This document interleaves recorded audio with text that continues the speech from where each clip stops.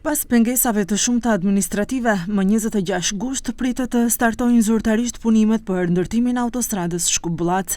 Lajmin e ka bërë të ditur zëvendës Ministrja e Transportit Kaltrina Zekolli Shaqiri, sipas së cilës janë plotësuar të gjitha kushtet financiare dhe procedurale për nisjen e këtij projekti me rëndësi strategjike.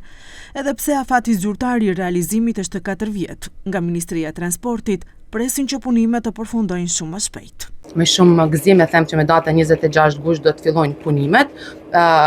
Granti është nënshkruar, kredia është marrë nga Banka Europiane për Rikonstruim dhe Zhvillim, u nënshkrua me 6 korrik në qeveri nga drejtori i bankës edhe nga drejtori i ndërmarrjes publike rrugët shtetërore, kështu që të gjitha pengesat administrative janë eliminuar, jemi në fazën e marrjes së lejes për ndërtim që lëshohet nga ana e Ministrisë së Transportit, kështu që me 26 gusht do të fillojnë punimet. Kontraktuesi është i përzgjedhur, është një kompani vendore siç e dini, Graniti.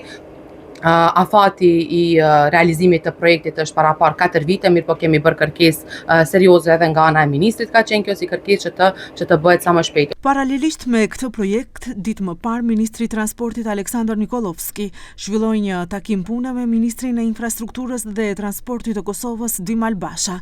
Në fokus të bisedimave ishin rivendosja e qarkullimit hekurudhor dhe aplikimi i konceptit One Stop Shop, përkatësisht një stacion i përbashkët kufitar hekurudhor. Lidhur me lidhjen hekurudhore dhe kontratën e nënshkruar së fundi mes Mepsos dhe Kekut të Kosovës për blerjen e thëngjillit, Zekolli Shaqiri theksoi se kjo marrëveshje ndërshtetërore është në interes të dyja shteteve.